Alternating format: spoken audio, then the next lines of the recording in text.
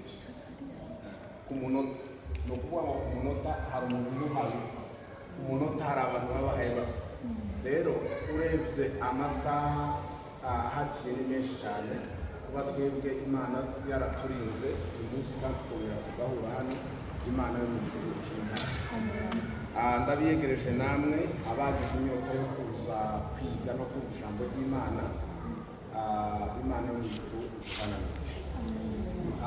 reka dutangire dusoma ijambo ry'Imana kuko ibyo dukora byose ntabwo tuja hirya ijambo ry'Imana ntihagire dusomera Zaburi hajya twasomye 147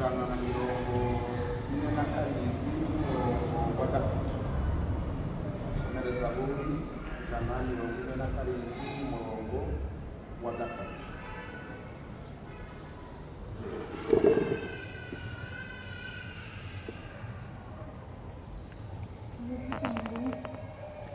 akiza abafite imitima imenetse agapfuka inguma zabo. Akiza abafite imitima imenetse agapfuka inguma zabo.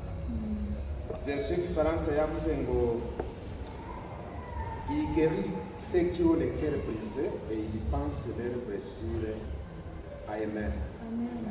Reka tuje muri Yesaya 43 umurongo wa 18. Yesaya 43 umurongo wa 18 kugeza ku wa 19.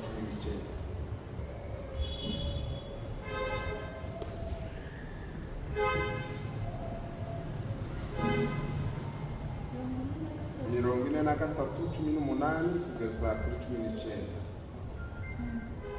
Ijambo ry'Imana riravuga ngo ntimwibagire ibyabaye, ntimwumire kuri kahise. Ngiye gukora ikintu gishasha, raba kimaze no kugaragara, mbega ntimubona? Ngiye guca inzira mu bugaragwa, ntumbeshe inzuzi ahagapfutse. Amen. Amen. Iyi version ifite yavuze ngo ne pensez plus aux événements passés et ne considérez plus ce qui est ancien. Voici, je vais faire une chose nouvelle. S'il est point d'arriver, ne la connaîtrez-vous pas? Je mettrai un chemin dans le désert et des fleuves dans la solitude. Amen. Amen. Reka turangirize muri Yeremiya 29 umurongo wa 11. Amabishop nadufashe. Yeremiya bice 29 umurongo wa 11. 11 haravuze ngo kuko nzi imigambi ndabafitiye, niko Uhoraho avuze. Imigambi yo kubateza imbere, si iyo kubagirira nabi, imigambi yo kubaha ibyizigiro muri kazoza. Amen. Amen. Amen. Amen. Il yavuze ngo car je connais les projets que j'ai formés sur vous, dit l'Éternel, projet de paix et non de malheur, afin de vous donner un avenir et de l'espérance. Amen. Bwana Yesu asifiwe. Twiyegereje abandi bashitse nyuma nabo basanze tumaze gusenga tugiye gutangira amasomo yacu uyu munsi. Rero namwe twabiyegereje Imana ubushize ku bari hano twize ijambo rivuga ngo ibikomere ni iki, ni gute twobikora kugira ngo iki. Twasanze umuntu agizwe n'ibice bitatu. Twaravuze ngo umuntu agizwe n'uyu mubiri ugaragara, iyi fizike cyangwa somatike, umubiri uyu nguyu abantu baza bawutuye biza bituma bakora identification yayo. Umuntu yareba akavuga ngo uriya ni se, umuntu yareba akavuga ngo uriya ni Yesu, umuntu yareba akavuga ngo uriya ni Fani, umuntu yareba akavuga, kubera ko iyo ni apparence externe y'umubiri igaragara. Igice cya kabiri umuntu afite, nanone twavuze ko umuntu afite ubugingo. Ubugingo rero ni ibintu, harimo intekerezo, harimo amarangamutima, harimo ndetse n'imyitwarire. Icyo ni igice cya kabiri kigize umuntu. Igice cya gatatu ni umwuka. Hari umwuka w'Imana kubemera Imana bakawuzura na Yesu nk'umwami n'umukiza wabo. wa mwuka ariko abwira abigishwa be ngo nimugende murindire i Yerusalemu, ababwira ngo muzahabwa imbaraga umwuka wera niyabamanukira, muzaba abagabo bo kumpamya Yerusalemu, i Yudaya, i Samariya no kugeza ku mpera y'isi. Uwo mwuka nawo abizera Imana tugira umwuka w'Imana, ariko kandi n'abatizera Imana hari imyuka ya Satani, kandi iyo nayo irahaba kandi zikora. Ariko hano ko turavugana n'abantu bizera Imana bakijijwe buzuye umwuka wera. Ibyo bice rero twavuze ngo uyu mubiri ugaragara uzuhura n'ibikomere. Umuntu ashobora kugira agisida agakomereka, umuntu ashobora guhura n'ikindi kintu cyose yogwa hasi agakomereka. Hari ibintu byinshi zotera ibisebe, cyangwa ushobora no kurwara gusa none ugasanga uruhu rwarwaye, umuntu akagira ibikomere cyangwa akagira ibisebe. Ibyo ni ibisebe biza bigaragara, abantu bareba. Tunajana no kwa muganga bakagerageza kubyoza no kubipfuka kugira ngo nabyo bitaza kuduteza izindi ndwara zirimo ama-infection, amatetanose n'ibindi ndetse kugeraho byoba n'amakanseri. Ariko kandi mu buryo bwo mu ntekerezo, mu buryo bwo mu mutima cyangwa bw'amarangamutima, hari ibindi bisebe dufite ntibigaragara, ntawe ushobora kubibona ngo abikore ngo avuge ngo uyu muntu afite igisebe, ariko ni ibisebe nyabyo biriho kandi bifite ingaruka ku buzima bwacu, bituma uburyo bw'imitekerereze yacu tutongera gutekereza uko twazaga dutekereza, bituma amarangamutima yacu ahinduka, bituma imyitwarire yacu ihinduka kubera ibyo bisebe. Twavuze ko hari impamvu nyinshi zishobora gutera ibyo bisebe. Impamvu ya mbere twaravuze ngo hari impamvu abantu bashobora kuba baranyuze mu ntambara. Abantu baranyuze mu ntambara, hakaba ibibazo. Intambara iyo yaje murabizi ifite byinshi yangiriza, ifite byinshi isenya, irica. Ibyo ni ibintu bya mbere bishobora gutera ibisebe. Abanyuze mu ntambara, ababuze abantu, iyo ni impamvu twavuze bishobora gutera abantu kurwara bya bisebe by'indani bitagaragara, ariko kandi by'ukuri bitari ibyo kubesha, ibikomere. Tukagira ibikomere bitoroshe ku buzima bwacu kubera ibihe twagize. Twavuze ko umuntu ashobora kubura umuntu wiwe w'ingenzi. Naranayivuze n'ubushize, ndavuga ngo badafite abatware Imana ibihanganisha, kandi ndavuga ngo muri iyi si uko tutazanye twese tuvuga ni nako tutazogendera umunsi. Kandi Bibiliya ija kuvuga ikavuga ngo ufite umugabo amere nk'utamufite, ufite umudamu amere nk'utamufite, ufite umwana amere nk'utamufite, kuko turabe igihe gito. Hari ubushakashatsi buhaya bukorwa, sinzi ko bizakunda nimba ari ukuri, bavuga ngo abantu bazageza ngo mu 2036 ngo ibi bintu mubona bya AI, iyi intelligence artificielle, ngo izabiha igerageza kurwanya izi ndwara zikomeye zica abantu, ngo ku buryo tugiye kugira abantu bashobora kuzabaho igihe kirekire. Musenge mugere muri 2036 turebe ko muzakomeza kubaho igihe kirekire. N'ibyo ni ubushakashatsi, ntawe ubizi, simbihagazeho, ariko iyo umuntu asomye cyangwa akurikirana ibyo ko biravugwa, kandi babishoboye bikaba, ukeneye ko abantu barama bakaguma bagakorera Imana, bakabaho batera imbuto nziza. Bwana Yesu asifiwe. Ibyo rero nari mvuze ngo badafite abatware mwihangane, isi niko imeze.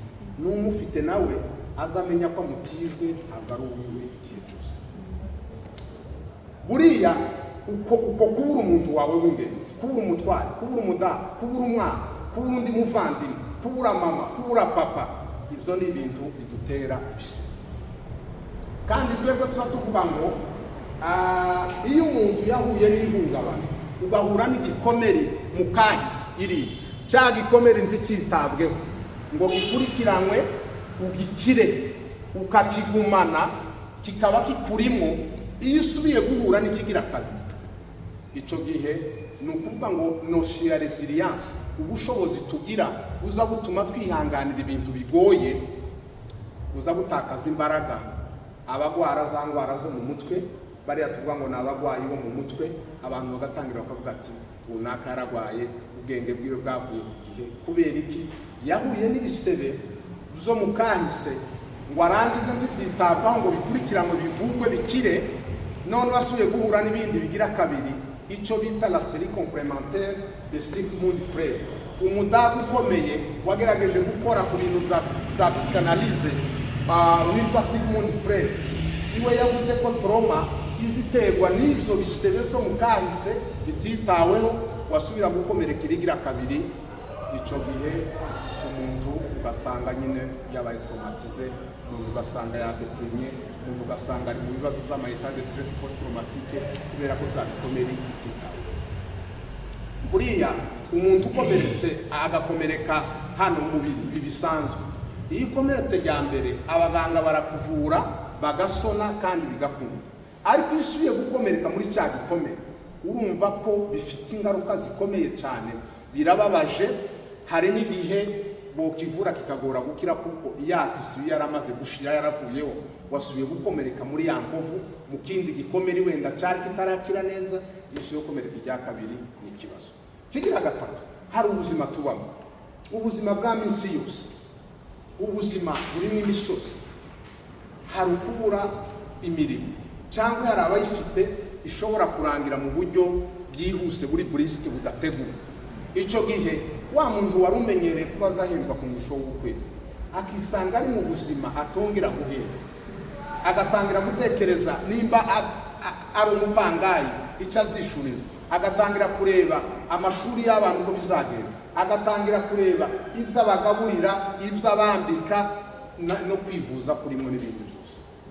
ibyo ni ibintu nabyo bishobora guteza ibikomere ikindi gishobora kwiyongeraho hari ubuzima abantu bafite abagabo cyangwa bafite abadamu hari igihe bisanga mu bihe bigoye byo kuba abantu batumvikana ugasanga umugabo n'umudamu ntabwo bumvikana barara bagwana ibyo ni ibibazo nabyo biza bigatera bizabise ugasanga umuntu yarahungabanye kubera iki mu ijoro araragwana ararahabwa ngo sinzi ko buca kiriho kandi twavuze ko izo ngaruka ziza zigenda zikagera no mu bana ndetse n'abari biga mu mashuri ugasanga ya mashuri umwana ntakihaye akurikira neza amasomo kubera ko nimba umwarimu ari kwigisha umwana we ari imuhira karatekereza ibyaraye bibaye nijoro icyo gihe izo ni izindi ngaruka zikomeye mu buzima hari ibindi bintu dusanga twarakoze birimo amakosa birimo amayeri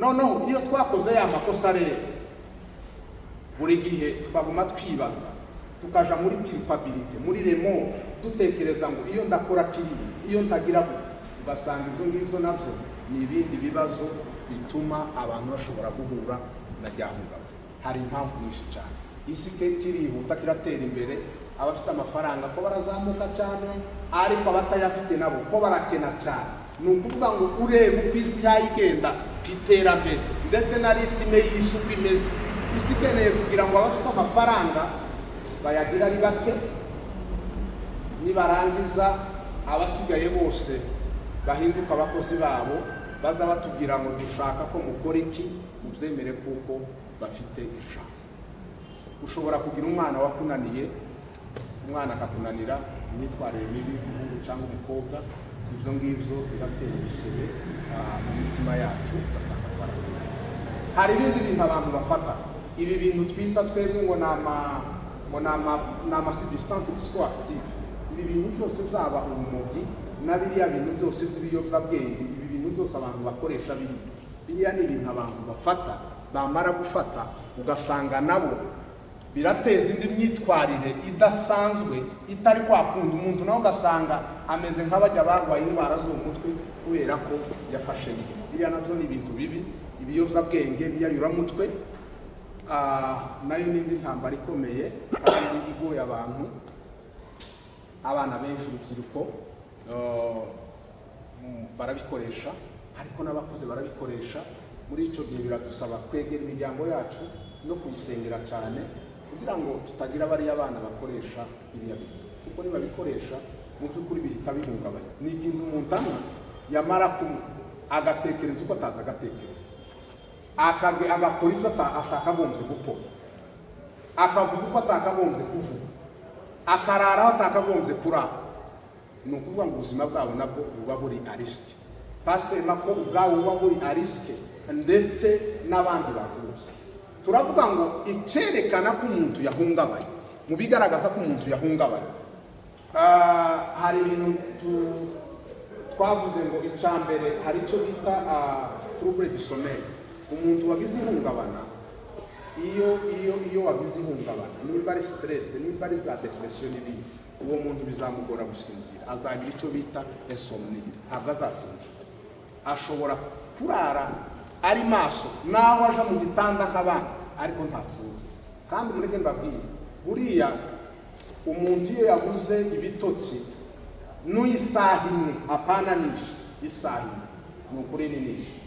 Hanyuma rero igihe ubuzima bwacu turi muri ibyo bihe byo kudasinzira, tukarara twicaye cyangwa niyo twuba turi mu gitanda, ni ukuvuga ngo ubuzima bwacu n'ubundi tuba tuhaye tuja mu kaga gakomeye.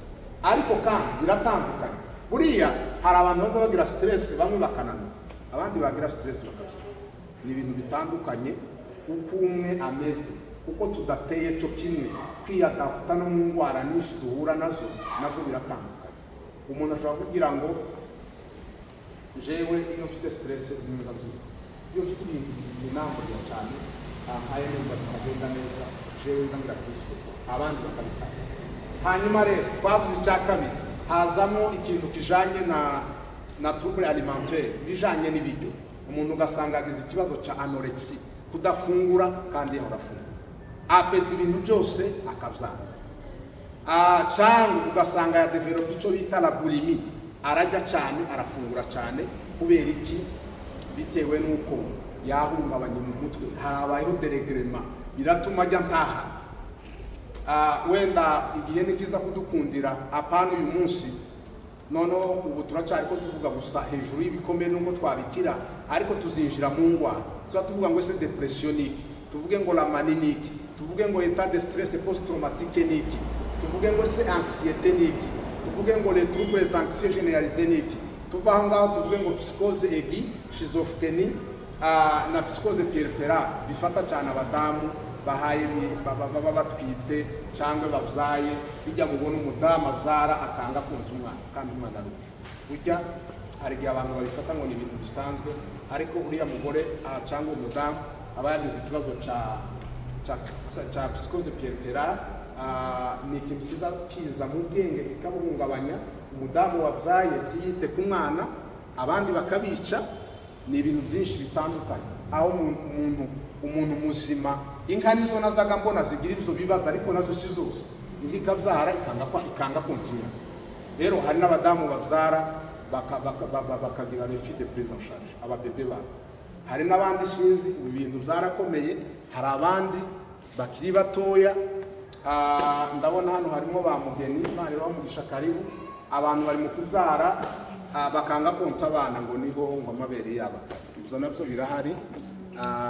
Twakwama tubyemeza ngo uko barafesinga ikibazo cya psychose puerpérale, ariko tubakurikiranye naho twomenya ikibazo. Umubyeyi yabyaye akanga konsa umwana, ni ukuri haba hari ikibazo gikomeye. Kandi yanze ko konsa umwana buriya, uwo muntu ntabwo wamufite no kumwica yomwica, no kumuta yomuta. Hari impamvu nyinshi rero ziza zigenda zitera abantu, ugasanga ibyo bibazo byabaye. Niyo nari mvuze ngo indwara nitubona umwanya tuzagenda twinjiramo, tuza dufata indwara ku yindi, ni nyinshi cyane, kugira ngo noneho mubashe kuzumva, mumenye ngo ese igihe umuntu afite ibi bintu indwara yoba arwaye ni iyihe. Ibyo bita ama état de stress post traumatique, abantu bahungabanye biriya, iyo babonye akantu kabibutsa, twabivuzemo turavuga ngo abantu babaye mu bihe bibi by'intambara bakabona abantu bicwa n'ibindi, twavuze ko ba bantu bishikaho batongera gufungura inyama kubera trauma bagize kubera byabyo. Yabona za nyama agahita yumva ko bimugaruye muri ya sene yose yo kwibuka bya bintu byabaye. Niba abantu usanga bagira evitema no kuvuga izina ry'umuntu witabye, ntabishaka no kumubwira ahantu nka kujya kuvuga ati tuje kwibuka dutwara amashurwe hariya kuri cimetière, iwe ntabishaka. Ujya mu nzu abarahungabana.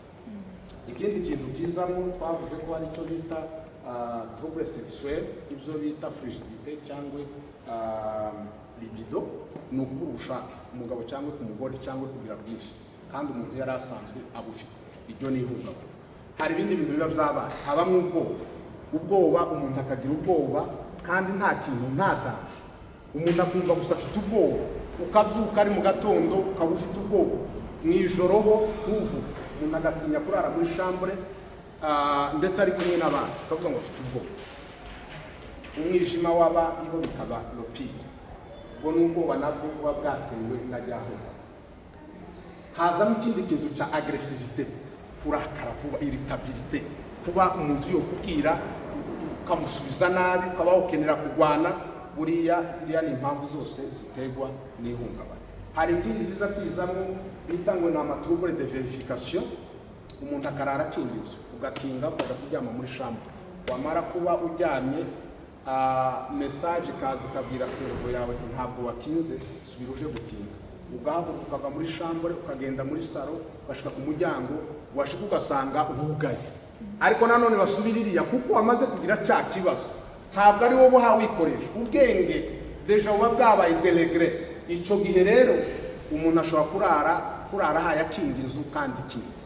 Icyo gihe rero birasaba ko yitabwaho nawe agakorera icyo bita la thérapie comportementale, ibyo bita TCC, kugira ngo mumwumvishe ko nta danger ihari kandi amenye ko yakinze inzu atagomba kurara ayikinga.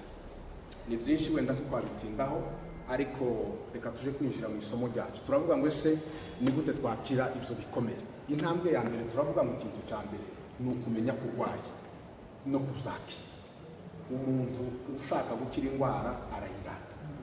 Intambwe ya mbere yo gukira ni uko tugomba kubanza kumenya ko turi abarwayi. Twavuze ko abantu bose ni abarwayi, gusa degere z'uburwayi ntabwo zingana, ndetse n'indwara turwaye ziratandukana. Bamwe barwaye ibi, abandi barwaye biri, ariko abantu bose ni abarwayi. Umuntu ntakakubeshe, umuntu ntagatape poitrine ngo jewe ndakomeye. Iyo ugeze hariya kwa Rogentil, umuntu akakubwira ngo bazanye umuntu hariya, akavuga ngo nje banzanye ngaha, ngo kandi nje ngo singwaye, ngo kandi nje ndakomeye, ngo banzanye hano. Abandi nawe wajya kandi baba bavuga ibintu bimwe wumva ari ibyavuye. Ati none abadakomeye ni bande? Ati kandi nimba ukomeye nawe tubari kuba waje ahangaha. Ni ukuvuga iki? Iyo umuntu ataremera ko arwaye, buriya muri izi ndwara zo mu mutwe habamo kategori zibiri. Hari icyo bita ngo ni amanevrose n'ibindi bita ngo ni amapsikose.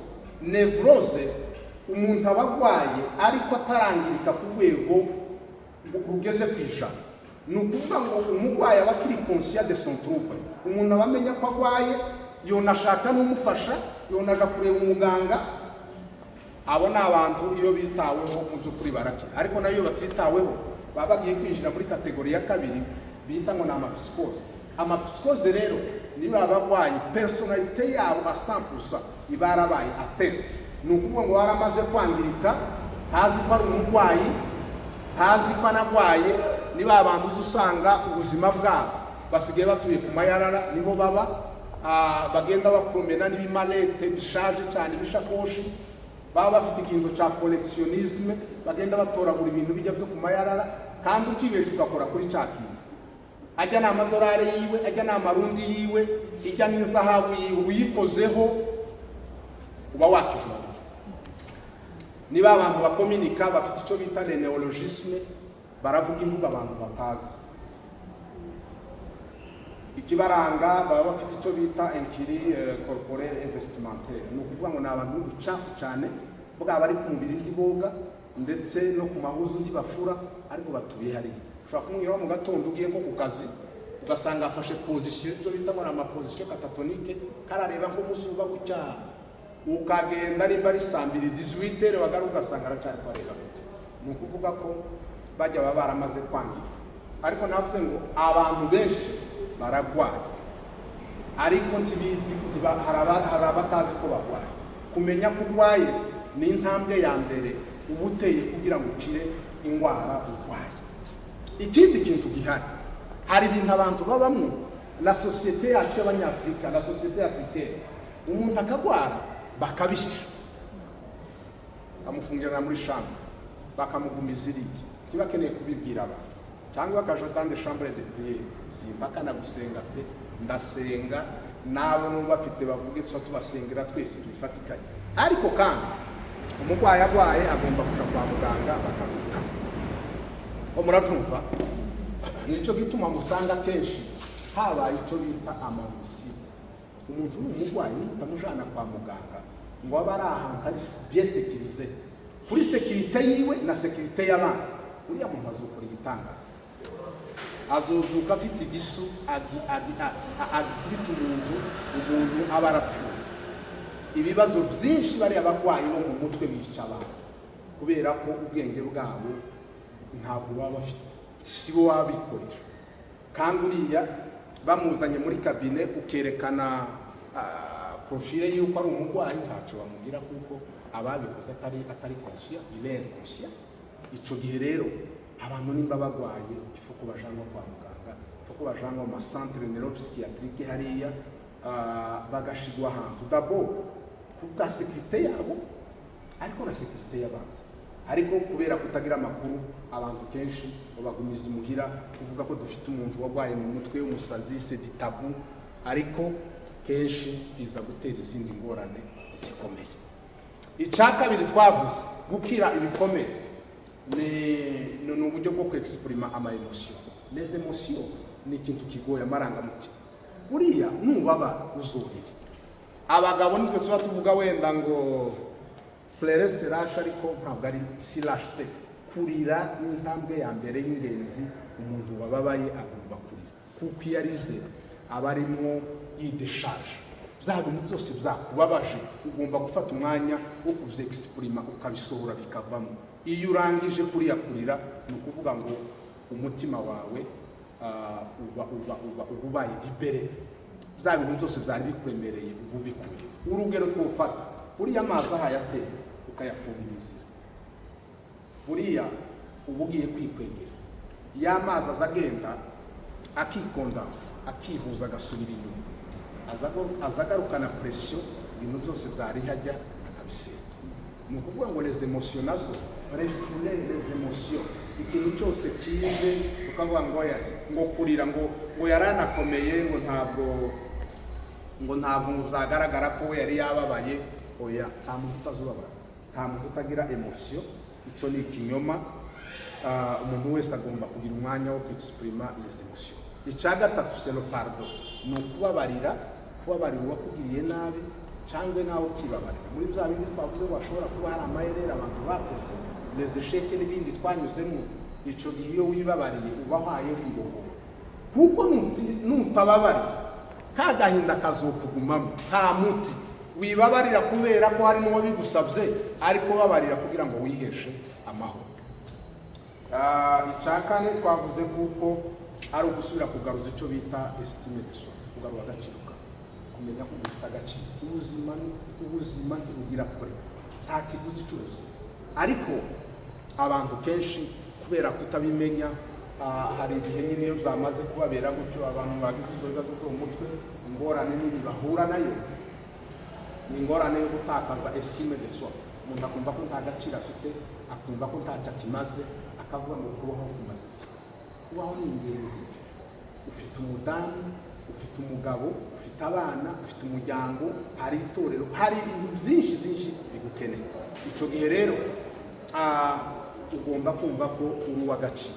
malgré ibihe woba uhari wenda aribyo tuza kuvuga ukuntu tutagomba kuba imbohe z'amateka pasi ntabwo igomba kutugira imbohe abantu benshi barafunzwe donc hariho prison ni amateka ugasanga nibyo nababwiye ngo turi muri 2026 ariko umuntu yasigaye mu mateka ya 2020 niho akiba nashaka abe meza cyangwa mabi ariya amateka ubundi l'histoire le passé c'est une leçon aratwigisha n'umwarimu ariko ntabwo ari destination yawe amateka ntabwo agomba nubwo ari umwarimu ariko ntabwo ni ukuvuga iki tuvuge ngo amateka ni ishuri ariko ntabwo ari inzu yo kubamo tugomba gutura muri ya nzu y'amateka amateka twubakira akazu atulimite tunanirwe kudepasa ngo twinjire muri perezida ni ukuvuga ngo ubundi amateka c'est une leçon perezida nayo ni igihe cya decision, fitire nayo ni igihe cya promesse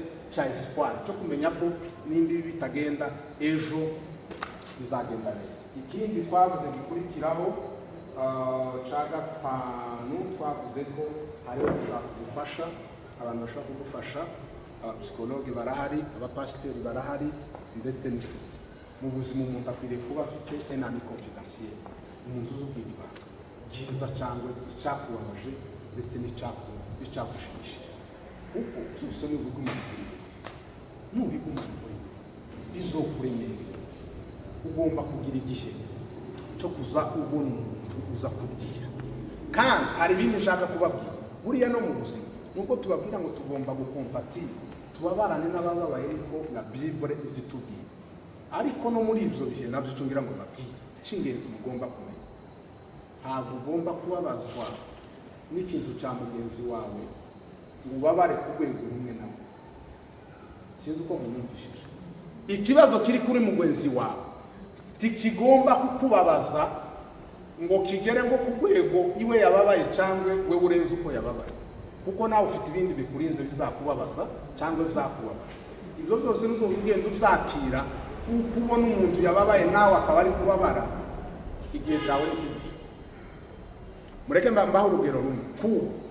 Hano mwenda nitumara kuvuga ibi ngibi, ko umusoro aba akeneye gukonsulta baza kumbwira ibibazo bafite ku ruhande bitari hano muri public.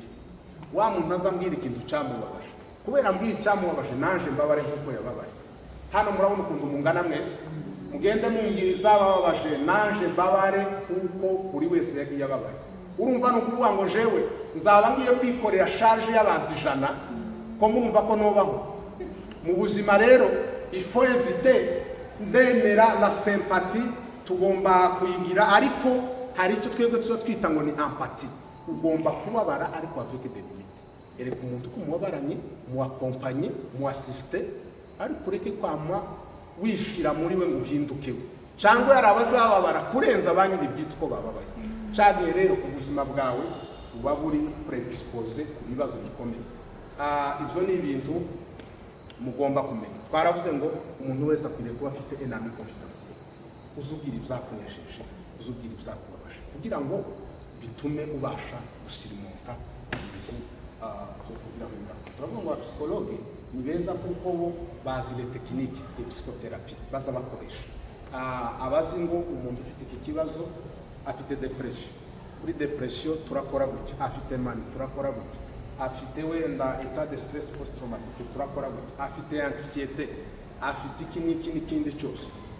Ibyo biza bifasha, kandi bafite n'ukuntu bakora des tests d'évaluation kumenya ko umuntu ahayakira. Twarabivuze, turavuga ngo ejo yari abari abagwayi dushaka kumenya abamaze kwameliora bahe bagenda neza. Hari igihe muza mukamushyira nk'ahantu mukambwira ngo nakorope, ariko mugafungura robine mukambwira ngo nakorope. Iyo ari umuntu umaze kugarura conscience, azabanza agafunga ya robine agakora. Ariko iyo ubwenge butaraje aguma akoropa kandi amazi ahaguma kumeneka. Ikindi hari igihe barekera amagutaha ndashimira ukamubwira ngo iyo ari umuntu wamaze kugira ubwenge aza yerekeza aho umujyana, ariko utaraje ubwenge butaragaruka azaja mu bitabo byari. Kubera agresivite bagira, kurwana, gukenera kwicana, hari igihe mufata nka kuto mukamwereka iki n'iki gikora iki. Iyo akubwiye ati ni uguhata ibintu nka biriya mumenya ko ubwenge bwagarutse, ariko akubwiye ngo nicyo gukata abantu icyo gihe umuntu aba akirwaye gusubiza nyine hariya agakomeza kwitabwaho. Icyo gituma abapsikologe bo barabizi, ni ibintu bakora. Ibi turabikora kubera turi muri eglise, ni seminaire, ariko muri kabine ntabwo ari uko tuba tumeze. Dushobora kusanga nambaye uko nambaye, ndambara blouse medicale, ndi umuganga, mba mfite n'ibindi bintu byose ibikoresho ngomba gukoresha. Icyanyuma rero twaravuze ngo ishobora gukurikiraho kubizera Imana ni icya gatandatu, tugomba gusenga. Ubundi nuko tutazi amakuru neza, nta mukristo wari ukwiriye kugira depression, nta mukristo wari ukwiriye kugira depression wagira agahinda gakabije. Ikibazo dufite amakuru ahagije, ariko kuri twebwe bizera Imana iri ni ijambo ry'Imana twasomye hariya rivuga ngo akiza imitima ishenjaguritse kandi niwe uzupfuka inguma zayo. Aho ntimutinde kuzahise, nimureke amateka, nimureke kuba imbohe z'amateka. Hari ibintu ngiye gukora bishasha. Erega nzi ibyo nibwira kubagirira. Amateka yawe naho yoba yari mabi, ariko Imana iziyahindura. Ariko hari abantu basigaye mu mateka, basigara mu mateka, bumva ko nyine pasi yabubakiye akazu bibashiraho kite ka prison kibakavamo. Ariko ba Pawulo était persécuteur, yisha abantu. Ariko nyuma yo kwica abantu, amaze kwakira Yesu nk'umwami n'umukiza, yabaye apotre, avuga ubutumwa. Yagize neza. Mose yaricaye, ariko yabaye mu leader. Imana imuha mission yo gutwara ubwoko bwayo. Ba Yosefu banyuze mu bihe mu maprizo n'ibindi, ba Judi barabungere n'ibiki, ariko kibyanze ko bagereriye. Ejo hacu ni heza. Nitureke gusigara mu mateka ngo twubakira akazu tutasohokamo. Nicyo gituma mvuze ngo nta mukristo wari ugomba kuba afite ikibazo, afite ingorane ya depression. Kuko urasoma ijambo ry'Imana, urizera Imana, uzi Imana uzihindura ibihe. Ba Esiteri bari abana b'imfubyi, icya kabiri bari abanyamahanga, ariko babaye bamikazi.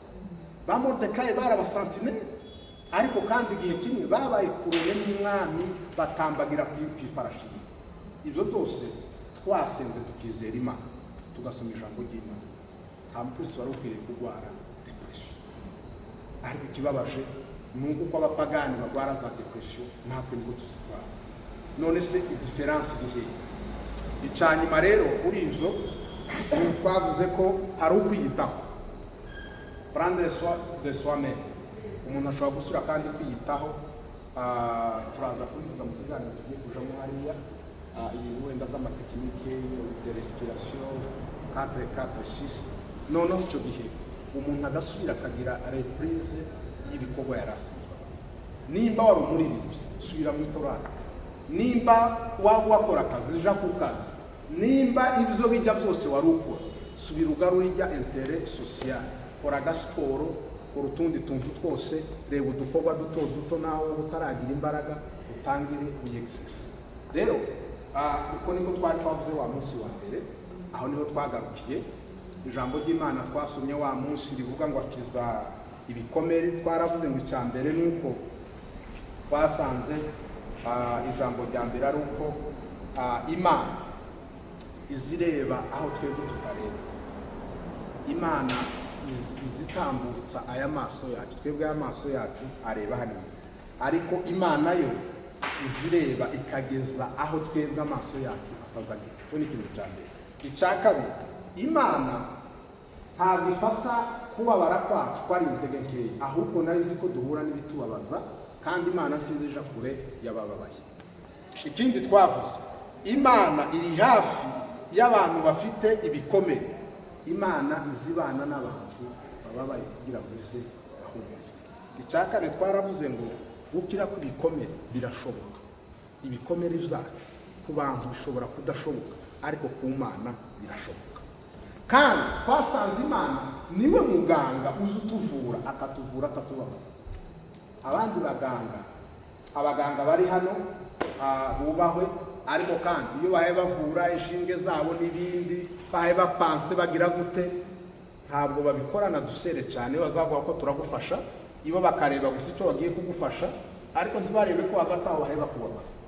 Ariko Imana rero ituvura mu bugwaneza, mu kinyabufura, kandi mu buryo buri professionnel. Bwana Yesu asifiwe. Ikindi, gukira ni etape, ni processus. Ntabwo ari ikintu kiza umunsi. Tiwo kwa muvuga ngo ubwo wasomye ijambo ry'Imana, ubwo wabonye umupsikologe, ubwo wabwiye umupasiteri, ubwo wabwiye inshuti yawe, wamuvuga ngo umugoroba umwe birabira. Oya, ni processus. None hari ikivaho, ejo ikindi kikavaho kugeza ukize. Ikindi gikurikiraho nuko tugomba kumenya ko muri ibyo byose Imana ntabwo iziza kuvura ngo itange kalma cyangwa iyapeze zinere mu buryo buri efemere, mu buryo bugufi. Imana izivura kandi igakiza complètement, tukagira la guérison totale, la guérison complète. Ntabwo Imana iza kuvura abantu bashobora kuvura umuntu bakavuga ngo bitewe na gravité y'ikibazo wari ufite turabona utabikize mu bizongere bibe byari bisanzwe, ariko Imana yo ije kuvura, izivura kandi igakiza complète. Igikurikiraho twavuze ko aho igikomere cyawe, aho wakomerekeye niho Imana izihera kugira ngo uvure.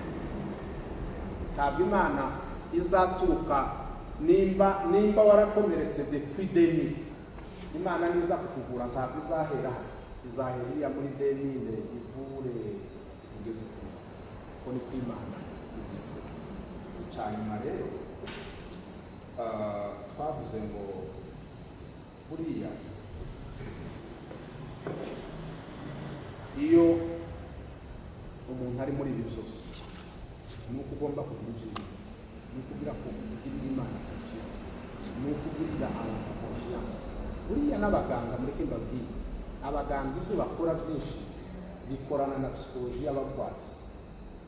Icya mbere nuja kureba umuganga uzoje kumureba umuganga umutunze kandi wizeye ko ashobora kuvura ugakira. Ariko ugiye kureba umuganga wavuga ngo uriya muganga ntawe ukunda bashaka kugufasha kwivuza, umuntu nagwara wenyine agatangira kuvuga amagambo mabi ngo iyi ndwara je usinzoyiki, ushake mutangire mugura muzamushingura kuko wazobwinda. Ibyo twatu imbaraga z'uruhu, ururimi rwacu rurema byiza cyangwa bikarema bibi. Rero nitwe tumenya ibyo tugomba kuvuga, tukamenya imbaraga z'ijambo. Ijambo rigira imbaraga.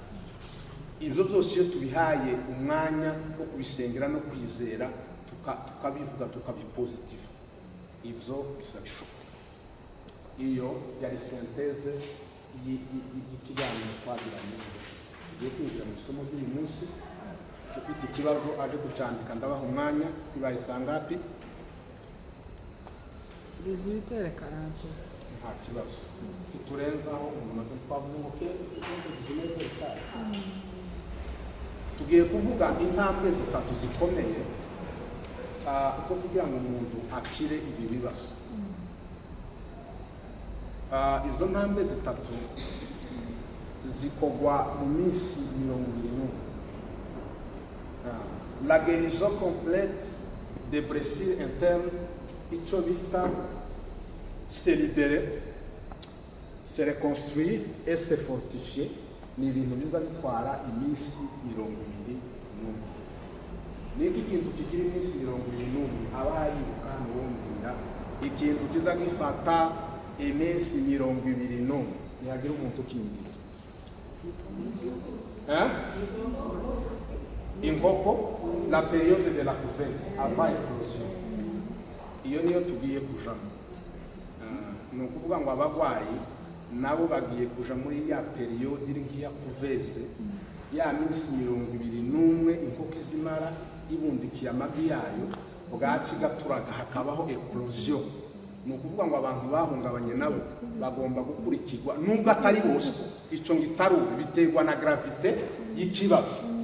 Hari abashobora gukira vuba, hari abandi bashobora gukira bitinze bonarenzaho, ariko ni periode iri hagati ni 21 jours kuwa semaine. Kazazindi ko izigira ibundikiriye amagi, kandi murabiziho na ya magi yose ntabwo azava mwabana. Ntabwo ariko bimeze. Amagi yose ntabwo azavamo abana, kandi buri inkoko itabundikiye ntabwo na rimwe byova mu mwana. Murabizi amagi akeneye iriya temperature bwa bushuhe bw'inkoko kugira ngo bitume avamo imiswi isi. Inkoko igumye kuyerereka ikayata nta kintu cyovamo. Rero hari ibintu bitatu, ni faze zitatu. Faze ya mbere nico bita se libérer. Ibi twari ko tuvuga byose, izi ntambwe maze kubabwira zigera kuri ziri muri izo faze zo donc de se libérer. Ni ukuvuga iki? Ubundi ni ugukira, tuba dushaka gukira, ariko kandi muri uko gukira dufite ukuntu kugenda. Ni ukuvuga ngo ni ugufata za bintu byose uhereye ku munsi wa mbere. Umunsi wa mbere hari igikenewe, umunsi wa kabiri hari igikenewe, kugeza ku minsi. Ibyo nibyo tugiye kuvuga. ariko hano ntitubitindaho kuko twoba tugiye kubisobanura mu yandi magambo, ariko ni ibi birindwi twari twatangiye hariya ngira mwabyumvishe kandi byasubiyemo. Ahubwo turahita tuja muri faze ya kabiri na faze ya gatatu, baha akanya gatoya ko kubaza ibibazo. Turi kumwe? Ufite nimba hari umuntu ufite ikibazo yobaza cyangwa nimba ntaco dukomeze twinjire muri ibyo ngibyo.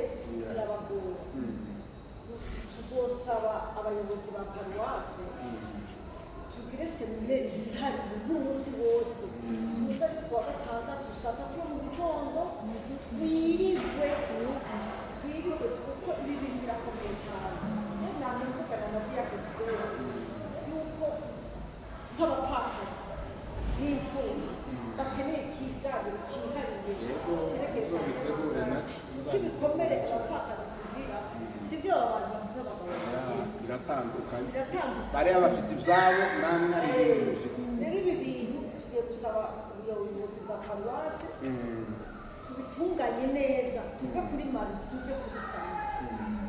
Rero icyo kiratambuka. Ikibazo cyanjye agomba kubaza kubwe byerekeye ekoze. Narakwandikiye mesaje y'inboxe ndakubaza ibyerekeye heredity. Ko tukorera ko gatoya kuko hariho amadepresiyo aba de generation akagwara mu mutwe cyangwa mu mama, umwana we akagwara, umwuzukuru we akagwara, hari n'ikindi gihe yaje n'abapasitori bakwiye bakwiriye ababyeyi abazi ntahe yanjye barayiyitirira bakaba batawutanga icyo kibazo, ariko jenzo basaba audience zo muri kabiri wawe twivuganye n'ibindi. Ni karibu cyane, nidusoza iri somo hagiye kujaho gahunda turaza kubivugana nyuma dushoje babwira uko byokora. Murakoze cyane kuri kiyo wari wabajije kijanye na depression. Ese depression ni hereditaire? Ni ibintu abantu bashobora guhanahana ababyeyi ku bana babo ugasanga byakurikiye abantu.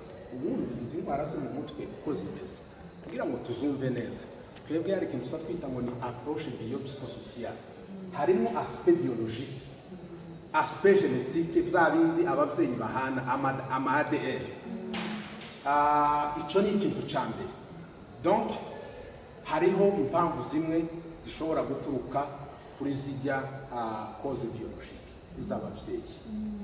Ikigira kabiri, biopsychosocial, hari no mu mutwe hawe nyine za ngorane zimwe twavuze zijanye na mental health yawe, ubuzima bwawe bwo mu mutwe, imitekerereze, amarangamutima ndetse n'imyitwarire yawe. Ikigira gatatu ni uburyo tubana n'abandi bantu na sosiyete. Ushaka kumva rero indwara zo mu mutwe agomba kugira iryo n'irindi somo rinini cyane, approche biopsychosocial. Ni ukuvuga ngo hariho pourcentage. Ubundi heredité, ubundi depression ku rugero ntabwo yakagombye kuba ari ikintu tuvuga ngo umubyeyi w'umudepresife ngo umwana wiwe nawe azogira depression. Siko byakagombye kuba bimeze, ariko umva uko bimeze. Ni ukuvuga ngo abana bavuka ku bantu bose baba bafite ibyo bibazo baba bafite ikintu cya predisposition, hariho deja des risques baba bafite. Umubyeyi yagwaye depression ngo amare kwigwara ni bya bibazo twavuze bititabwaho. Bya bibazo kubera bititaweho wa munsi nababwiye ikintu twita ngo ni abamalade delege cyangwa le malade desinye. Mufite ikibazo mu rugo mu muryango, mwese muragifite, ariko hariho umuntu umwe ukigaragaza kurenza abandi, n'abandi nabo mu buryo bwinshi butagaragara kibarimo, ariko cyagaragaye ku muntu umwe. Icyo gihe iyo baje gufasha bariya abantu bose binjira mu cyo bita approche systemique, bagafasha famiye yose ya system, bakagerageza gukurikirana ba bantu bose, apana kuvuga ngo baravuga umuntu mugarika abandi. Ni ukuvuga iki? Buri kintu mu rugo nimba hariho umuntu urwaye tiyitabweho, hari ibintu twagiye tubabwira ngo ibyo bibaza bita ngo ni amatraumatisme vicarieux cyangwa secondaire. Ni ukuvuga iki? Abantu bakorana cyane baba mu bintu tuvuge, urabona nk'abaganga kenshi buriya iyo hariho ama epidemi, abantu ba mbere bandura ziriya ndwara ni abaganga, kubera ko bahorana n'abarwayi. Natwe ba psychologue, ureke ba bantu bari muri famiye y'abantu barwaye, natwe ba psychologue biradusaba ikintu gikomeye cyane kugira ngo wewe uhorana n'aba barwayi, wowe umubategeye, wowe uguma wumva zijya comportement zabo, wowe uguma wumva bijya bavuga, utabikoze mu buryo buri professionnel, nawe ushobora gusanga wavuga icyo bita amatraumatisme secondaire, nawe bikakwandukira. Dufate ikintu nka gutya, reka mbabwire, muzorebe na hano mu kanisa abadamu cyane, kandi ni karite ntukazambwira ngo nitegenkeye neza emotion, mugira ama emotion kuturenza. Umuntu umwe ashobora kurira akaniza abandi bantu bose, umudamu umwe yorira hano, neresite y'abandi bose bari hano 100 bakarira. Kubera iki? Amarangamutima c'est contagieuse. Umuntu aravuga niba ari ku kiriyo, umuntu ashobora kuvuga hari, kandi ko murabona umuntu yapfu ariko ataravuga hariya, umuntu afite na bwa bubabare bwo kuba bumugeraho mu gihe, ariko umuntu yaje kubivuga hariya yabivuga, mwese mugasanga cya kintu kibaye contagieuse, kirabandukiriye mwese. Ni ukuvuga iki? Depression buriya ofete ni indwara ubundi ijana n'ikindi bita ngo la manie. Hari ibyo twita ama trouble maniaco depressif cyangwa les troubles bipolaires. Isemene imwe umuntu mugasanga yagiye muri depression. Depression ni ukuvuga iki? Umuntu aba yagize agahinda gakabije kakamumanura, ugasanga yagize baisse d'énergie physique, imbaraga z'umubiri zikarangira, cyangwa akagira baisse d'énergie mentale, ni no mu mitekerereze. Umuntu ugasanga no kuvuga ntacyo yabasha kuvuga, yagize icyo bita mutisme. Ni ukuvuga ngo c'est un refus volontaire de communiquer. Abadepressif benshi baza bavuga, umuntu azagenda akiyugarana muri shamba, bafite icyo bita isolema, akiyugarana hariya mu cyumba. Yarangiza kwiyugarana hariya mu cyumba, aba afite lamine triste, agahinda kiwe ushobora kugasoma mu maso. Nubwo twavuze ngo tikagaragara ni ibikomere, ariko iyo uramureba mu maso ugahita ukabona. Bariya abantu rero bafite ikindi kibazo bita perte d'intérêt social. Ntaba gikenera kuja gusenga, ntaba gikenera kuja ku kazi, ntaba gikenera kuja mu bintu byose yari asanzwe akora, no dimanche tuyoza gutera. Ikindi kintu bagira rero, ntabwo baba bagifite, baba bafite icyo bita manque de concentration. Umunyeshuri ufite ibibazo bya depression uwo ntiyo kwiga. Umukozi uhaye ukora yagize ibibazo bya depression, nta raporo yo bakore, ikintu cya concentration kiba cyaba. Baba bafite ibindi ngo ni trou de mémoire, kandi ikintu aba kirekera muri bo. Hirya y'ibyo rero bagira icyo bita les idées suicidaires, atangira gutekereza kwiyahura. Icyo gihe rero nimubona umuntu ukari enferma muri chambre, ntagikenera kuja muri lo public, mukabona karagenda wenyine. Umuntu ufite iyo ndwara ya depression ugomba kumuba hafi. Mutamubaye hafi, il va mettre fin à sa vie, kubera ko les idées zimuzamo aba yamaze gutakaza kijya bita estime de soi. Ya estime de soi rero kuko yarangiye, atakibona ka gaciro kiwe, icyo azatekereza rero nuko yakwiyaho. uwo muntu iyo atitaweho rero mu kwitaho uriya muntu rero wenda kugira ngo usoze ibyo ngibyo tuzobidevelope undi munsi ni chapitre ndende cyane. Uriya muntu rero kugira ngo mumwiteho hari ikintu tuza tubanza kuvuga ngo hari icyo dukora cyitwa ngo ni psycho education. La psycho education ni ukuza mukabwira umuryango mukawuha amakuru d'abord mukabasobanura depression icyo ari cyo, amakuru bakayamenya, bamara kuyamenya bakamenya rero mugatangira kubabwira le conduite ya tenir face kuri iyo situation. Icya gatatu ni ikintu bita ngo c'est agir sur les agents stressés, ni ugukorera kuri bya bintu biriko bitera ya depression. Umuntu nimba afite ikibazo kimutera depression, umuti nubwo yoza hano tukavugana cyangwa ejo bakansanga muri kabine kamufasha, ariko nimba imuhira hariho un agent stressé hari umutera cya kibazo, arashika n'ubundi akomeza kugire kuko ntabwo abantu barajiza kuri les agents stressés. Iki il faut activer les réseaux sociaux, ni ugusubira kumugarura muri irya environnement. Ikindi ni ukumukonsiya gukora icyo bita ama-activité ludique sportive. Siporo buriya kuba deprime ni ikintu gikenewe cyane. Gusoma ni ibintu by'ingenzi, la meditation. Hari ibindi bintu wenda nimba umwanya udupermeta tuza kuvuga technique de respiration. Buriya abantu bari stressé, abantu badeprimye, hari ukuntu ushobora kumubwira ngo nakora icyo bita respiration 4-4-6. Ni ukuvuga iki? Umuntu azayinspira, umuntu azayinjiza umwuka akawinjiza akarindira 4 secondes awufite muri we, urumva? Noneho wa mwuka ni ukuvuga ngo buriya urimo urawinjiza, kandi ushobora gufata n'aha mu nda ushobora kubona ukuntu le ventre est en train de gonfler, urabyumva? Ukawusohora, warangiza noneho ugafata 6 secondes nazo. Buriya ni ukuvuga ngo tekinike za respiration, urinjiza umwuka, ushobora donc kwinspira no kwexpira, ariko nyuma rero ufata izindi segonda 6 zo kuwusohora uwukishije mu kanwa mu buryo butuje, kugira ngo ugume ushase ibya stress ishobora kuba yari kumirenga. Iyo ubikoze nka 3 à 4 minutes cyangwa ya 5 biragusuraje. Ushobora gufata igikombe cy'amazi ukama kandi uhaye ugenda gahoro.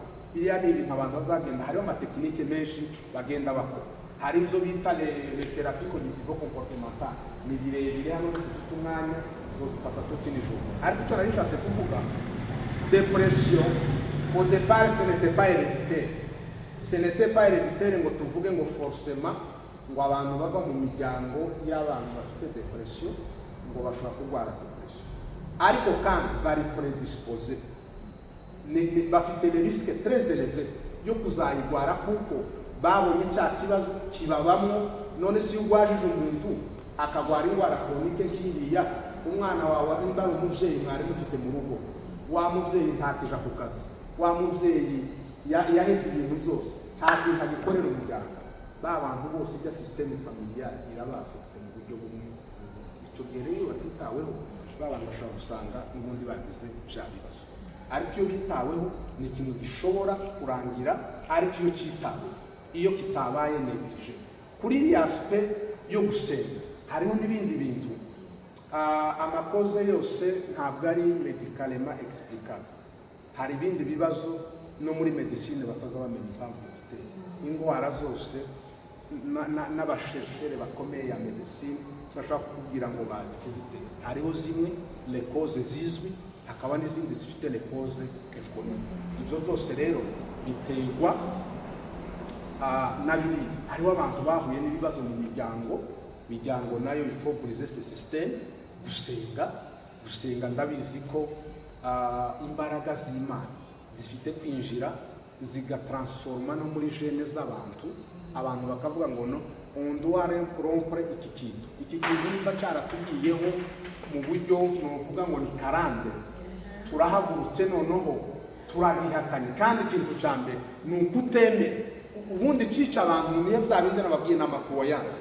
Nimba umuntu avuka muri wa muryango akavuga ngo iwacu ngo baza bagwara kanseri, iwacu kibaza bubaka, iwacu baza bakeneye iwacu ni ukuntu iwacu ntibaza bubaka za divorce wa muntu wagize zijya kuwa yansi nawe arazizera arazemera inevitablement bizomubaho kuko yarabyemera. ariko iyo turi abantu bacu n'ababwiye ngo n'amadepression yarakwiye kudufata niba abantu bavuga ngo abari muri Kristo Yesu ntateka bazakika kuko ibyakera biba byararangiye baba barahindutse ibyari bisho. Ni ukuvuga ngo le passé basogokuru baterekereye n'ibindi byatuvuzweho n'ibiki bibi biriya byabaye karande jewe ntibizova iwacu ntibaza biga jewe nziga iwacu ntibatunga imodoka nje nzoyitunga iwacu ntibatunga amazu nje nzoyatunga iwacu ntibakora iki nje nzogikora iwacu ntibaza kubaka donke ngo bagume mu mago jewe nzobikora iwacu baza bakenyuka ariko nje sinzokenyuka Dawudi yazagaruka mu gitondo akavuga ngo sinzapfa ahubwo nzara ntabwo ari Imana ari muntu ariko kubera kwizera kwiwe akavuga ngo ntabwo nzapfa ahubwo nzara kugira ngo tekereze abantu imirimo y'Uwiteka. Dawudi yararamye kuko niko yabivuze. Ubuzima bwacu tubuhanurira ubuzima bwacu rero biradusaba ko dutangira kurwana na pasi tukagwana na karande tukavuga ngo iyi karande ntabwo tuyemeye nimba zarabaye kuri papa no kuri twebwe abantu nimba zarabaye kuri sokuru no kuri ivyo birahari. Madamu arabizi umunsi umwe arivyo nariko mubwira usanga mu muryango wenda bavuga ngo ko muri famille runaka babazi bayishaka mu gihe bayishatsemo buhari ibibazo. C'est vrai ababikoze avec cette croyance ibibazo byarabaye ariko ku bandi babikoze bakavuga ati jewe ndagikora kandi iki ngiki ntakizomba. Ibintu byose c'est la croyance byose bipfira mu myizerere. Iyo twizeye neza ibintu bigenda neza, iyo twizeye nabi nyine bya bindi ibyo abongereza bazavuga ngo what we say is what we get.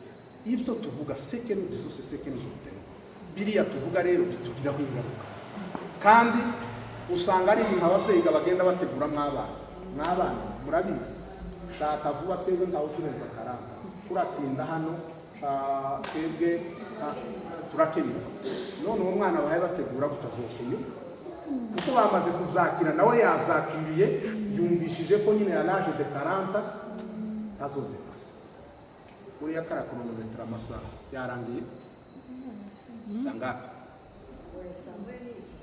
Samuel n'ikigero. Reka twinjire mu isomo ryacu twihute. Twavuze ngo ifaze ya mbere ni biriya bintu bitandatu ushobora kubivuga uturema ariko twavuze ngo icya mbere nikijya kirimo kuidentifia la blessure ukandika ngo ese niki ndwaye ukamenya blessure yawe. Ni ukuvuga ngo ico gihe iyo bimenye ni ikintu cy'ingenzi kumenya ko urwaye. Ikigira kabiri ni ukwemera ko urwaye nta guhakana tugahakane ko urwaye ushaka gukira azarati indwara. Ikigira gatatu rero nibijya byo kurikida les émotions. Icyakane c'est identifier la source ninde qui est impliqué utera iki kibazo nini iki kibazo kiza ryari cyamfashe gute icyo gihe ubimenye kumenya ngo qui est impliqué muri ibibazo. Est-ce que ni je est-ce que ni wundi muntu wa muntu rero nibijya twise les agents stressés ujya muntu agomba kumenyekana mukamenya ngo uyu muntu ni uri gutuma umuntu runaka agira iyi depression ni uri gutuma umuntu agira iriya stress. Ibyo ni ibintu by'ingenzi iyo tubimenye. Kwa niki ngwaye la blessure interne ifite igikomere ive kiyanje zabaye ryari ukabimenya ngo hashize igihe kingana gute. Cya gatanu byo twavuze ngo ugomba kubabarira bakugiriye nabi. Cya gatandatu wibabarire wewe nyine ubona umunsi wa gatandatu. Ibyo byose twagiye tuvuga ni isomo rigenda rifata umunsi wa mbere nijya identification. Umunsi wa kabiri twavuze ko haba hajeho kuzemera. Umunsi wa gatatu ni ugufata umunsi wo kurikida yama emotion kayakuramo. Umunsi wa kane ni ukumenya ninde uri impliqué ninde utera ibi bibazo icyo ngwaye niki byatangiye ryari. Umunsi wa gatanu twavuze ngo ubabarire bajya bakugiriye nabi. Umunsi wa gatandatu wibabarire wewe wenyine. Umunsi wa karindwi ukupe les liens avec le passé. Za bindi twari tugezeho ahangaha twari ko tuvuge ngo nubwo ibi byabaye nubwo iyi passé yari imeze ariko uvuge ngo les pensées négatives bijya byose bikubwira kwica n'ibindi kwiyahura ibyo ushire ku ruhande uvuge ngo ubuzima bwanjye bw'agaciro je suis utile mfite agaciro mfite umuryango hari icyo mariya. Urabona satani ni umuntu mubi cyane. Nimba umuntu ashobora gutekerezaho yiyaho, hari icyo navuze hano zo mu bitaro, uriya suicide kimutekereze ko ari ugufata umugozi cyangwa icyuma cyangwa gusimbuka. Erega umuntu yanze kunywa imiti arwaye ujya no kwiyaho. Suicide ifite amaforme menshi, ntabwo bivuze gusa ngo nuko mwasanze yihambiriye umugozi. Umuntu yanze tretema yomufasha kwa muganga bari kumuvura agakira, icyo gihe uriya suicide. La non adhesion donc ku bijanye no kuvurwa uriya n'ukwiyahura kukundi gusa.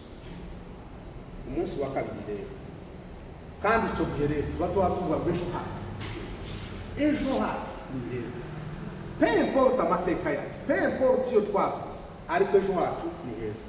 Faze ya kabiri nicyo bita se reconstruire, nayo ifite n'uguhera ku munsi w'umunani ukageza ku munsi wa 14. Objectif yayo c'est restaurer ton identité et ton esprit, c'est renouveler le pensée, ni ugusubira guhindura bya bitekerezo bibi wari ufite ukabizana ukabihindura ibitekerezo byiza, ukavuga ngo sinshobora kwica. Satani uzibwira umuntu ngaho yice ko murumva ko icyo kintu ni ikintu giheka. Nimba hariho lashite iheka ni ukwica. Umuntu utekereza ngo yice wenyine kandi azopfa, ariko umuntu akavuga ngo ugiye kwica. Ibyo bintu rero uwo munsi nabyo ni ukuvuga ngo biba bihari kuva muri ubwo buryo, ukavuga ngo ibyo ngibyo aho. Ibindi ikindi umunsi w'icyenda c'est retrouver votre valeur, cyangwa se ka gaciro kawe nanone twavuze. Ni ukuvuga ngo icyo gihe iyo ushaka kugira ngo umenye agaciro kawe, umuntu afata urupapuro kuri uwo munsi w'icyenda ukandika uhereye ku bintu 5 cyangwa 10 za karite wize. Ukandika ngo ikintu cya mbere ndi mwiza, ikintu cya kabiri ndi nyina w'abana, ikintu cya gatatu mfite inkora muri sosiyete, ikintu cya gatatu ukavuga zijya karite zawe zose ukaziyemera imwe ku yindi. Icyo gihe ugasoma ukavuga ngo daprete mfite valeur. Hariho umwetidi umwe yashakaga kuja mu bukwe, ahayigira examen ngo arangize ari kumwe n'abandi, abona ntakunda kigize ikizame kirahari, ariko kandi ashaka no kuja mu bubanza. Ngo arangize afata note ziwe zose, afata page ya mbere, uhereye kuri page ya mbere aravuga ngo sage C, ati kindakizi. Asubiye ku ya kabiri ngo sage C aussi, afashe ya gatatu araturuna amapaje yose kumwisha, aravuga ngo finalement je sais tout, ati reka ngende mu bukwe. Ni ukuvuga iki? Nawe ufata karite zigera ku 10 ukazandika, ukavuga ngo ndi mwiza. Urabyumva? Ndi mwiza pe, mfite abana beza, mfite umugabo mwiza, mfite umuryango mwiza, ndasa neza, nza nambara nkaberwa, ndi smart, nzi kuririmba, nzi gusenga, nzi kubwiriza, biriya bintu byose n'ibindi n'ayandi makarite yanyu yo ndashaka yanyu ushobora kwivuga. Ibyo byose bivuze rero uri kugarura agaciro kawe. Dapre tukavuga ati none ko ndaja kwiyicira ikinyuga, mfite izi karite zimeze gutya, none ko ndadesida ngo ni iki. Hari umwana umwe pe yasoname yitabye Imana, yazaga yireba muri miroir akavuga ngo papa afite umugeni.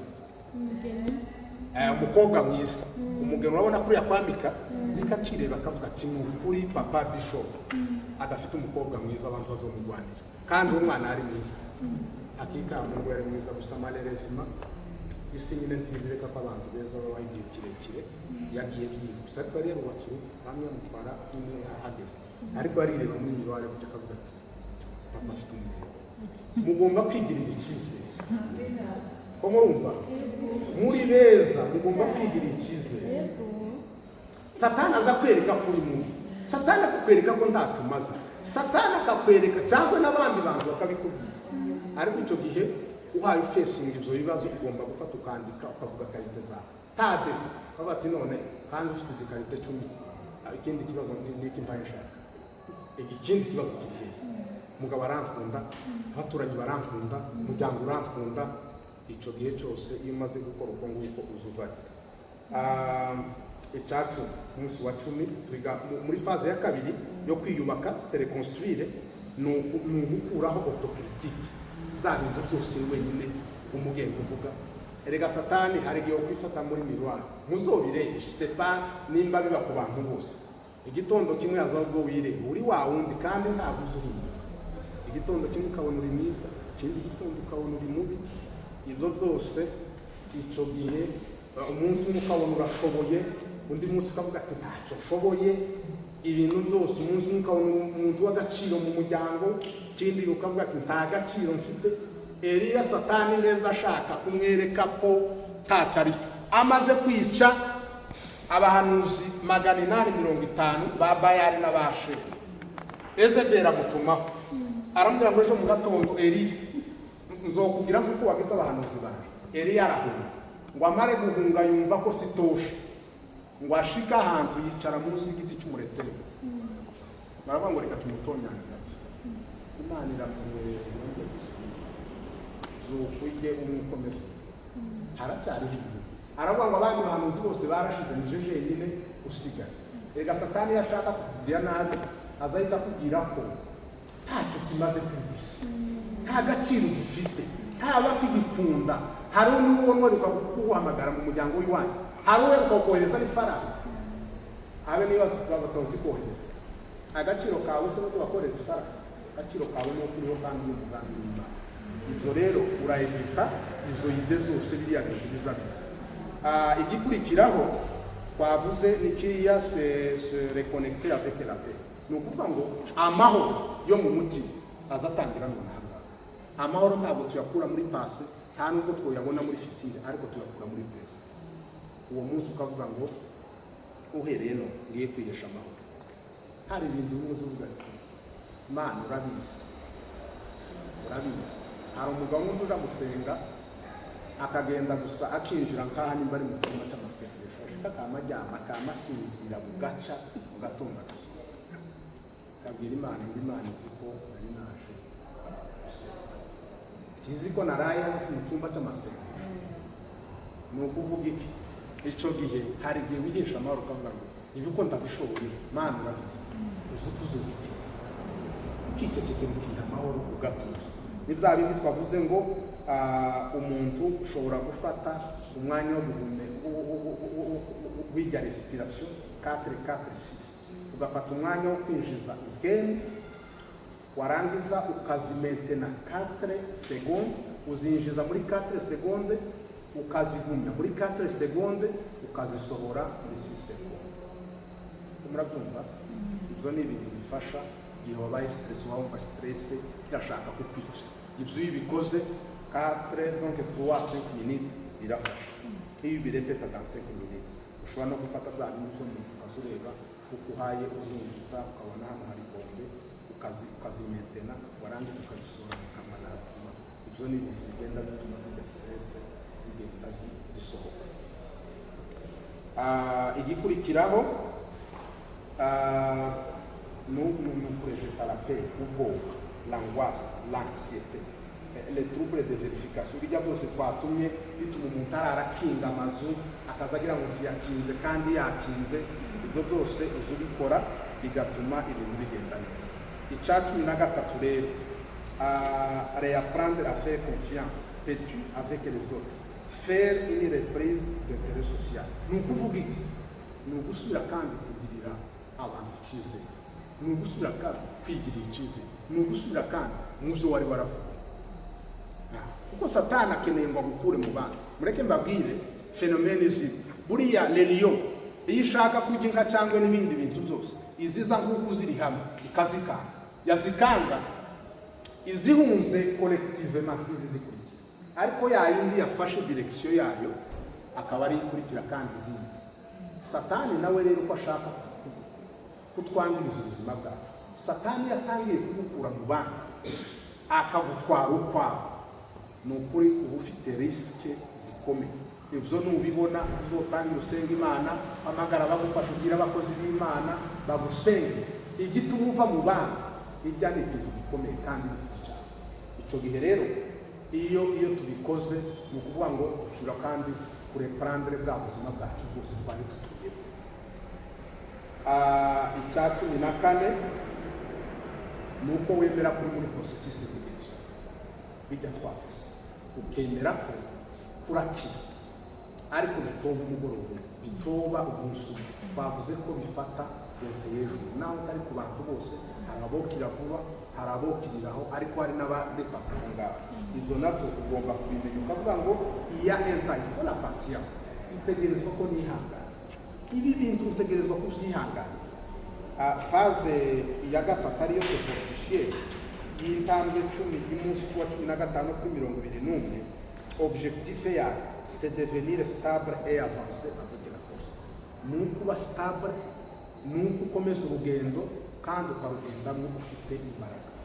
Ikintu cya mbere umunsi wa 15 nuko ikintu cya mbere umuntu aza akora ni ukwevita ikintu cyose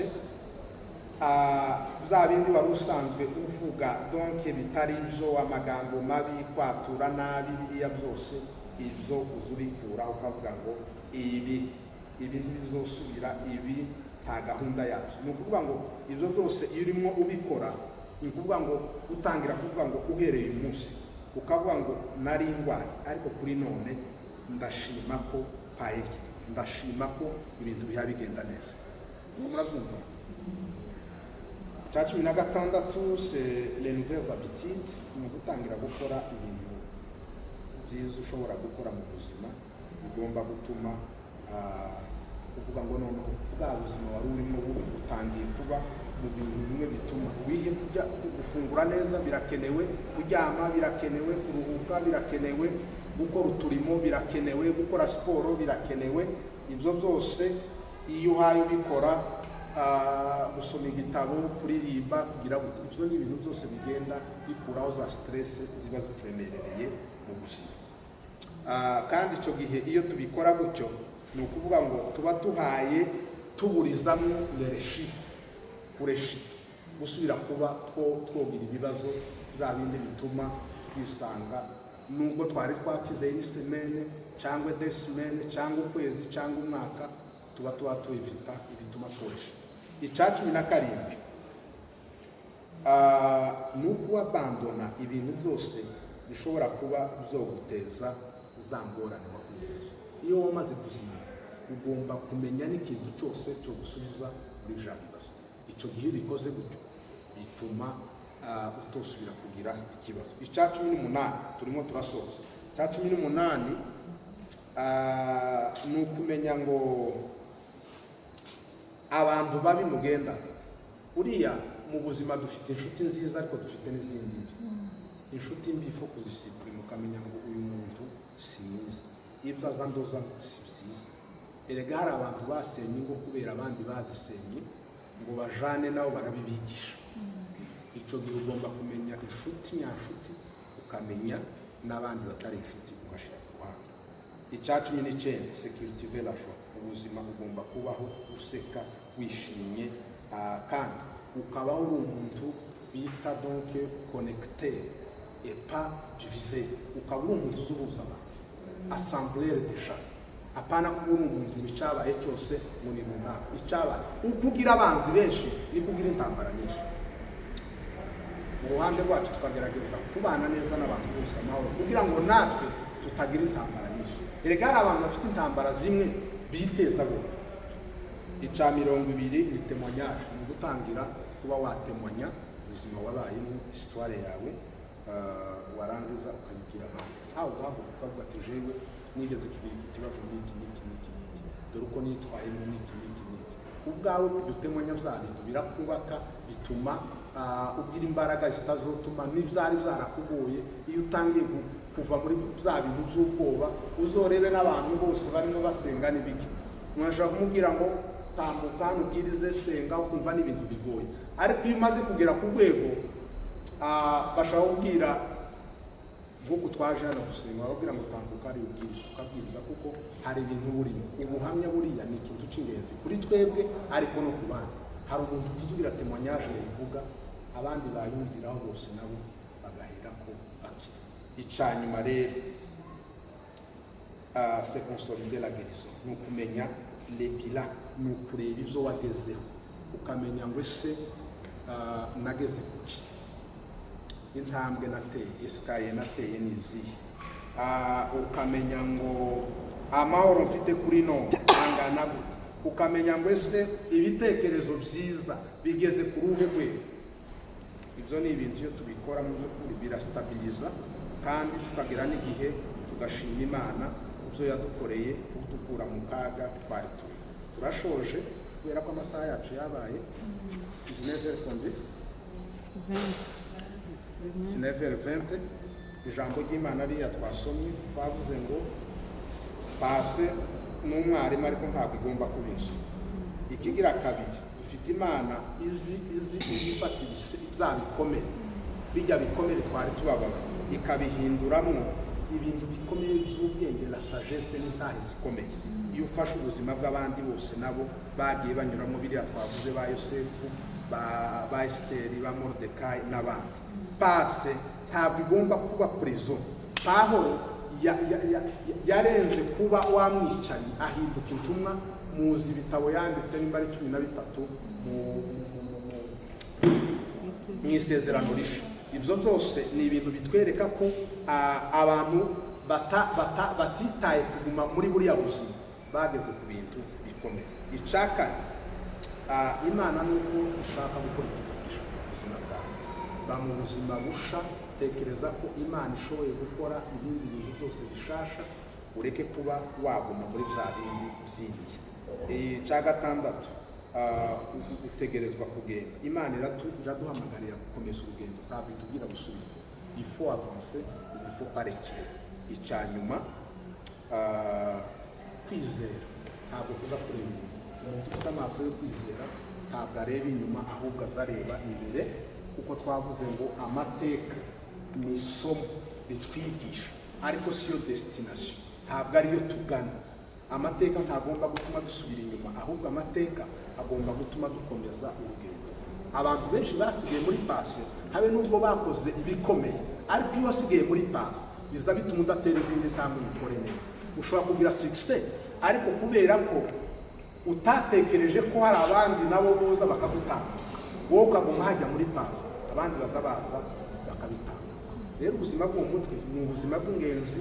Abantu bose bakwiriye gukora ibishoboka kugira ngo ubuzima bwabo bwo mu mutwe bube bwiza. Ikigaragaza ko ufite ubuzima bwo mu mutwe ni uko wewe n'ubwenge bwawe wemezanya ko wewe uri muzima, ukamenya ngo uyu munsi mu gitondo cyangwa ni mu nimugoroba, ukamenya ngo hari mu ngagara, ukamenya ngo iri ni ikarisa rya EPCN. Ibyo byose ukabimenya. Ikindi cya kabiri ni ukubana n'abandi bantu. Icya gatatu ni ukubasha guhangana n'ibibazo bya bindi by'ubuzima bwa misi yose. Mu isi tugomba gupfusha, tugomba kurwaza, tugomba kugira gute, harimo gukena, harimo imisozi, ariko ibyo byose ntibigomba kuduhindura imbohe z'amateka, ahubwo tugomba kubakuramo izo experience zituma dukomeza. Murakoze. Hari ufite ikibazo?